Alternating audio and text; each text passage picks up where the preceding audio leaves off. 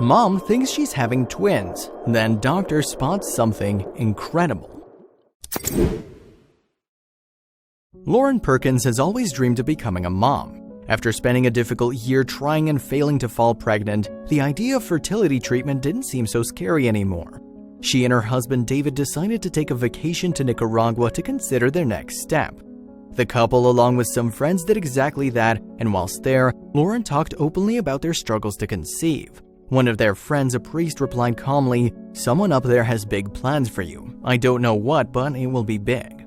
At the time it sounded strange, but Lauren would soon realize the words really carried some weight.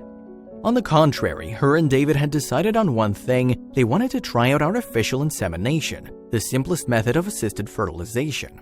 Lauren was convinced that it wouldn't work, that she was destined to be barren, but it did. Lauren finally fell pregnant. In the first routine check, Lauren was told by nurses that her HCG levels were very high. That meant there was a strong possibility there was more than one child growing inside her. Lauren and her husband were delighted at the idea that they might have twins or even triplets. They'd struggled for so long to have a child that the idea of having more than one was too good to be true. Then the ultrasound came. A staggered doctor studied the screen for a few seconds and delivered the shocking news. The doctor quietly told her, "I count 5 in there," and Lauren thought it was impossible. The doctor turned back to the screen and then continued, "Wait a minute, I just found a 6th baby." The confused couple stared at the screen in complete shock. 6. Lauren and David were then faced with a difficult decision. Either they could reduce the amount of children or keep them all. The chances that all 6 babies would survive the pregnancy were low. To have 6 at the same time brings on a number of dangerous complications. After much deliberation, Lauren and David finally decided to give all 6 a fighting chance. Their doctors promised to do everything they could to ensure every baby was delivered safely. The hospital went through with a mighty effort to avoid the complications associated with birth. Monday morning, April 23, 2012, the day arrived. Lauren was on week 30 of her pregnancy, and children born before the 37th week are considered premature. A total of 35 people from the hospital gathered inside the delivery room. As the birth got underway, the doctor needed the help of 6 nurses standing by to receive each baby as it came into the world. No easy task, and certainly one rife with stress. "I was nervous and excited all at once. It was starting to sink in that this was for real. I was going to have 6 babies," Lauren said. It took a total of 4 minutes to deliver all 6. Andrew, Benjamin, Caroline, Leah, Allison, and Levi all weighed between 1 and 2 pounds at birth.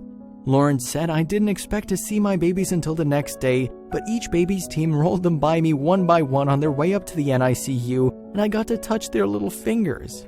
The children weren't healthy enough to be with their parents for the first few days. At 4 days old, Allison was the first baby in a stable enough condition to be held. It took the nurse 10 minutes to get all the wires and monitors up so Lauren could hold her, but what a feeling. And that moment, when I got to hold my baby, was when I became a mother of sextuplets, Lauren explained.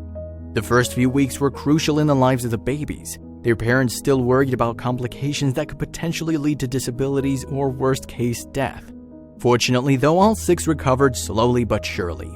After many intense weeks of love and care from the staff in the neonatal facility, the family were able to hold all of their angels. 5 of the babies were able to go home at 4 months old, and little Leia had to stay in hospital for an additional few weeks, as she was the smallest and had struggled for space inside the womb. "She was literally buried under everybody else in the womb," said Lauren, "so she didn't get the right nutritional flow and her brain wasn't fully developed."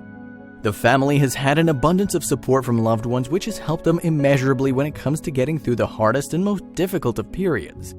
Donations from others have also come in, both from family and complete strangers touched by the birth and Lauren's story. Lauren, of course, has high praise indeed for all the medical staff involved. Without them, the children may never have been strong enough to go home. "My doctor was the best, and I'm forever grateful to him for the level of care I received," Lauren says. Also, the NICU staff who put in hours upon hours getting our children ready to come home and teaching us the ins and outs of preemie care. So many of these people have a special place in our hearts and family.